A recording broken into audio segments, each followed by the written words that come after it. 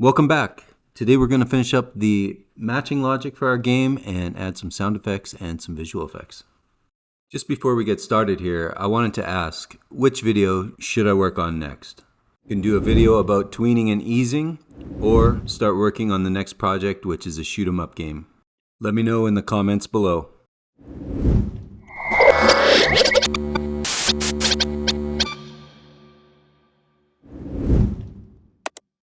Okay, to begin with here, let's start with our matching method. So we're going to bring that into a list. I'm going to have to import system collections generic for that, and we'll define a method here and we'll create that in just a second. I'm just using keyboard shortcuts here for importing, which in my IDE is control period and then control period again. Will bring up my context menu to create a new method here. So I'm just going to call it find matches. We're going to return a list of all the positions, so vector2int.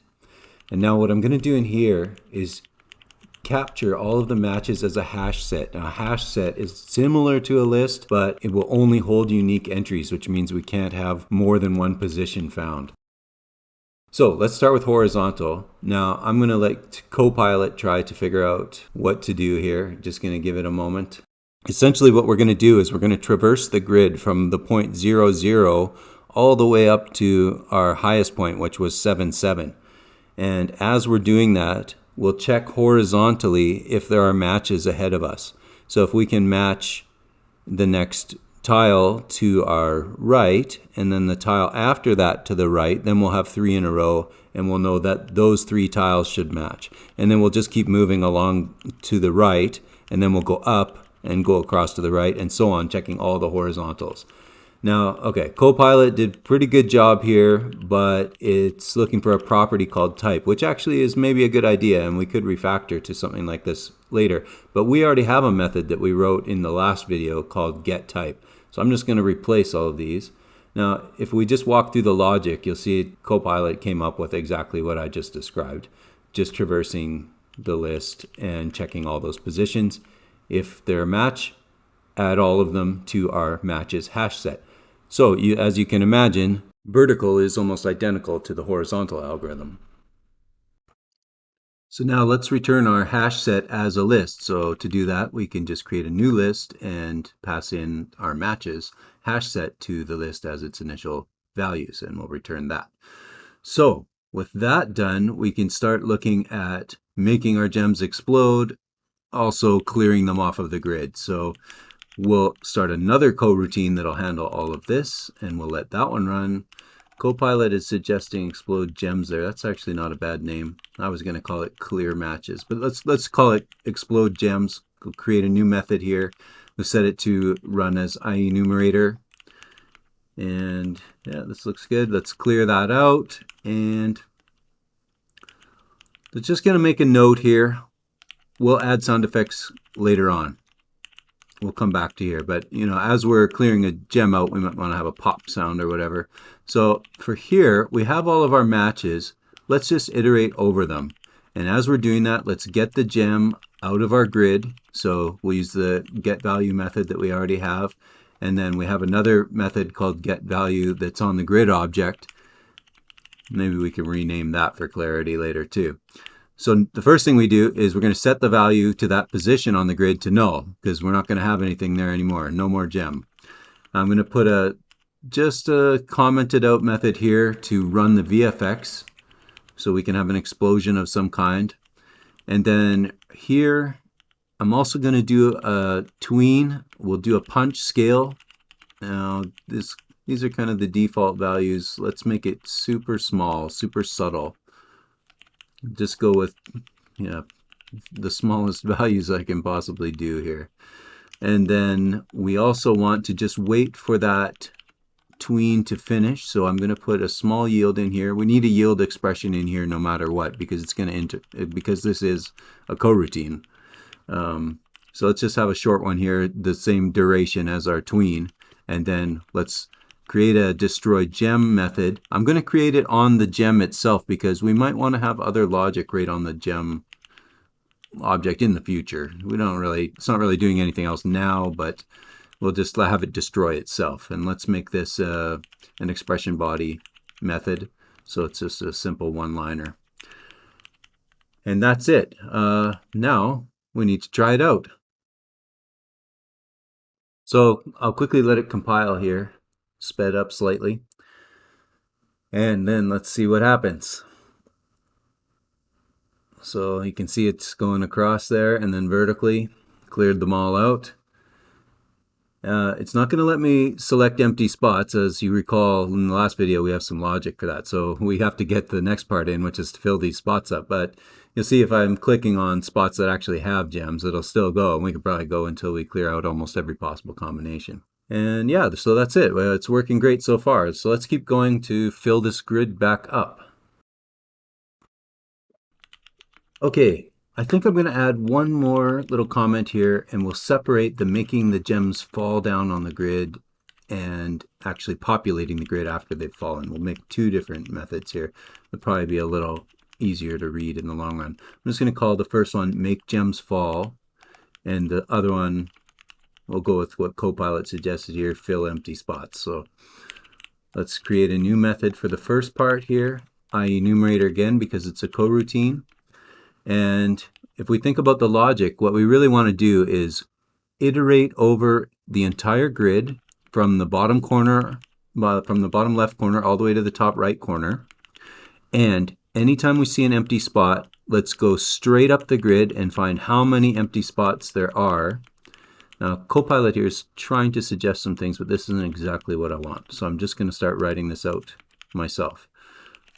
So anyway, go straight up the grid, find out how many empty spots they are, and that's how far we have to move. If there's a gem in there, we want to drop it down. So if we've come across a null value in the grid, there's no object there, now we want to go straight up the grid and let's see what's above that in the order of the grid.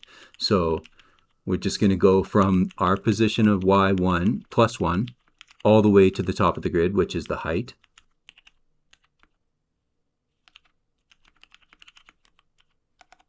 Okay, Copilot's kind of got the hang of what I want to do here. So it's not exactly right, but I'm going to let it come in and then I'll fix it here. So let's just talk about what's going to happen here. So we'll pull that gem out, and then we want to set whatever's at the position to be null. Now that's not exactly the right order to do things, but it's close.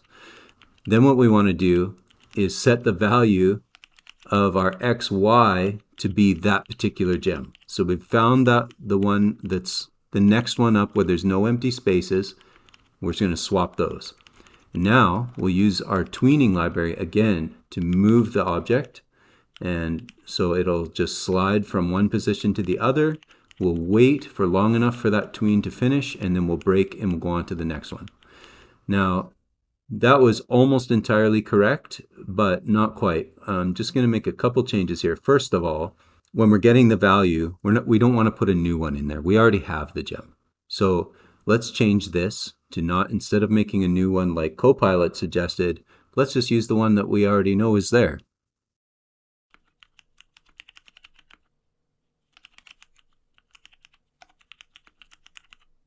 Okay, that looks good. I'm just going to put a little note in here. We could play a little noise as the gem is moving down. We'll say play whoosh sound. We'll come back to that.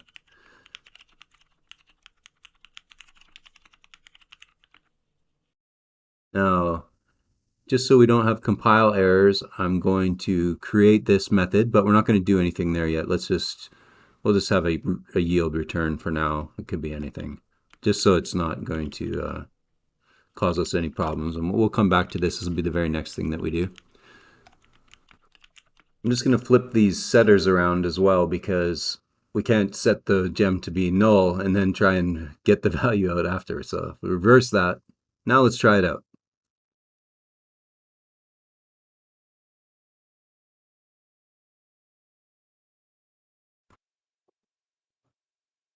Okay, this is looking good.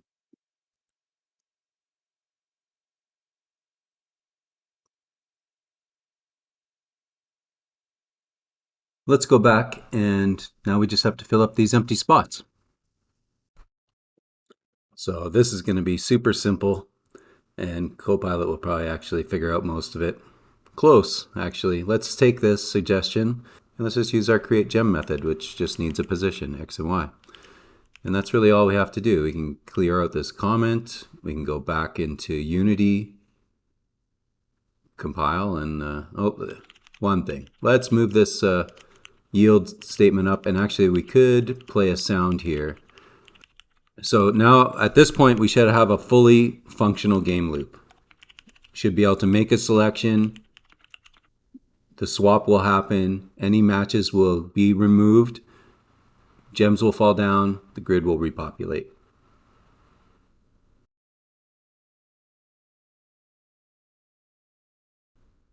Looks good. Let's do that one more time.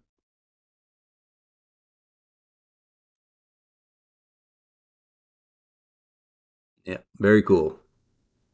Now, just before we get into this next part about audio and visual effects, I just want to go over to the asset store quickly because I want to show you guys a couple of free resources that you can download that I think are fantastic for this.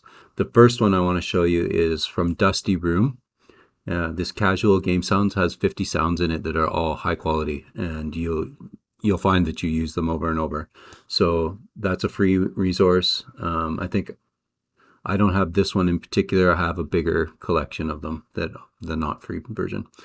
Another one I want to show you is a collection of cinematic sounds for free, and they are very high quality. So if you need things like whooshes and impacts and other cinematic kind of noises, that's perfect. And then the last one, another excellent free resource, is from John Marino. All these effects are great, and I'm just going to show you, there's one in particular here that I think it would be really good for this game, and it's just a little poof of smoke and some stars. And yeah, again, this is free, and John Marino's that asset actually has an FX editor that comes along with it that is a very handy little tool if you're just getting into VFX. So these are all great things. Download them and bring them into your project and pick a few things that'll work for this next part. Okay, so for this next part, let's put all the audio into an AudioManager class. And it can sit on our Match 3 game object, but let's make it a separate component just so we split the logic out. And you might want to move it to a different game object later as well. So let's just open it and basically all we really need to do is have references to all the sounds that we want to have in our game. So let's just start thinking about what those would be. We probably want to play a sound every time we click the mouse. And we probably want to play a sound every time we deselect something, which could be a different sound than our click sound. When we need a sound when we match, we need a sound when we have no matches. So it'd be like a fail sound. Let's see what else. We need a sound when we create a gem, and we need a sound when they fall down, so like a whoosh sound. And then we know we're going to need an audio source so we can play it. So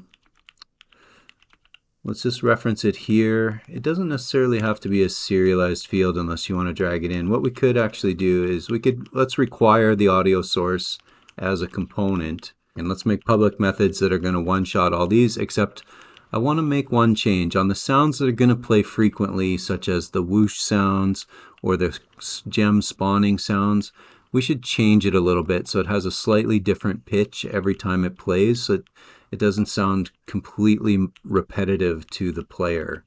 So let's just call that, we'll call it play random pitch. It'll change the pitch on our audio source just by a little bit every time it plays a sound, and then reset it again afterwards. It'll still use the play one-shot method on the audio source. So Copilot already knew what to do there. That's pretty straightforward.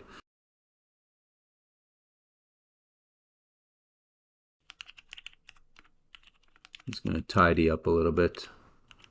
Back in Unity, we can add our new AudioManager component to our Match 3 game object, and that'll automatically add our audio source since we have it as a required component. So just drag it on there. So there's our audio source. I'm just going to tick off play on awake because we don't really need that. We can add music to this later. Let's just take it off for now because it's not doing anything. We also don't need loop. So here you could do on awake. I'm just going to make it on validate. it'll work just as well for what we're doing. We already know the component's going to be on there. Okay, now I've just skipped ahead. I paused the video recording and I skipped ahead and I filled in all my sounds. So I encourage you to do the same. Now, let's go back to our match 3 game, and we need a reference to the AudioManager so that we can use it. It doesn't necessarily have to be a serialized field. We can just get it on awake. Let's do that. As often as possible, I like to automate these things so there's the least amount of manual error there can be. So like here, like I was saying before, let's clean that up. That's not necessary. And it's not necessary in our match 3 game either.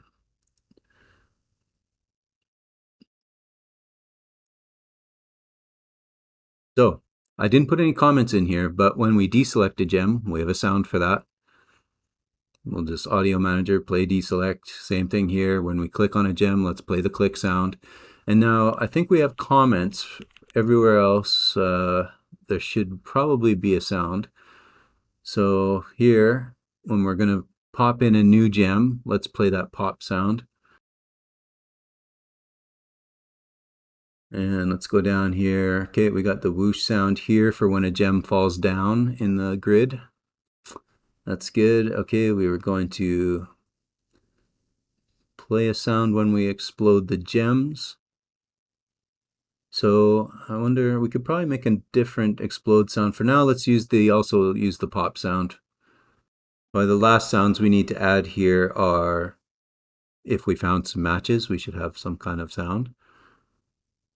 And if we didn't find any matches, that's when we'll play our fail sound. So we can just say, if the matches hash set has nothing in it, like as in its count is equal to 0, let's play our fail sound. So we called that no match, play no match.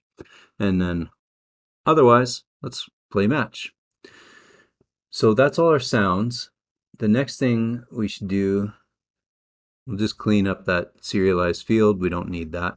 Let's make a reference to a prefab for our visual effects for the explosion. It can just be game object. You could use transform there too, but now let's uncomment the method that we had commented out before and create it.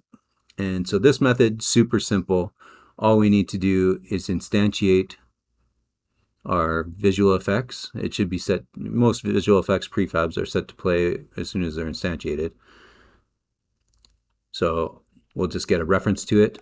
We'll give it some time to play, and then we'll destroy it. Let's set the transform to be right on the position of our X, Y of the match.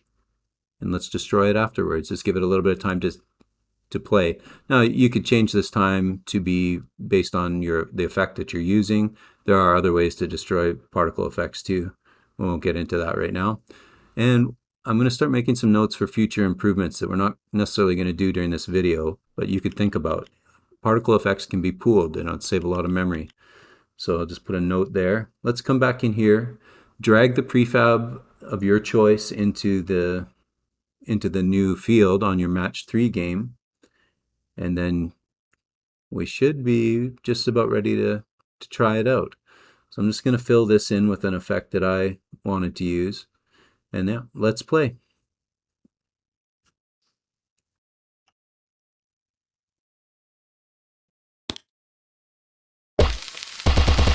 Looks good.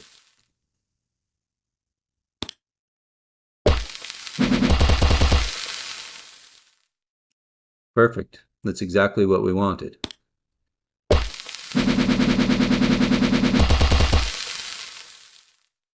So just as we're wrapping up, I just want to go through the code quickly. That's all we're going to do with this video because it's already getting kind of long. Things that you would want to look at and develop further if you wanted to actually make and finish publishing a match 3 game. We're not going to get to doing menus. We're not going to do leaderboards. I'm not going to add music. That's a really easy thing to do. But let's make some notes in here. What about scoring? Probably the best time to do that is right after you've made all the matches, right? Figure out what the points scheme is and tally it up. And then after the game loop has run its course one time, we should figure out if the game is over or not. Do we need to reset? Is it time for a new level? So that would be a good point to do that right there. A couple other things. I think this method is complicated. It's too complicated. So yeah, even Copilot knows that. It's telling me, make this more efficient. So we could refactor this, definitely to run faster and be easier to read. I think that's about it, though. So I hope you guys have enjoyed making a prototype match 3 game here and learned a few things. If it's worth making a follow-up video on some of these points, like refactoring, creating menus, leaderboards, those kinds of things, those are maybe subjects for other videos. And but yeah, hit the thumbs up button if you've enjoyed this series. Leave a comment about what we're gonna do for upcoming video series, as I mentioned in the beginning of this video. And we'll see you soon.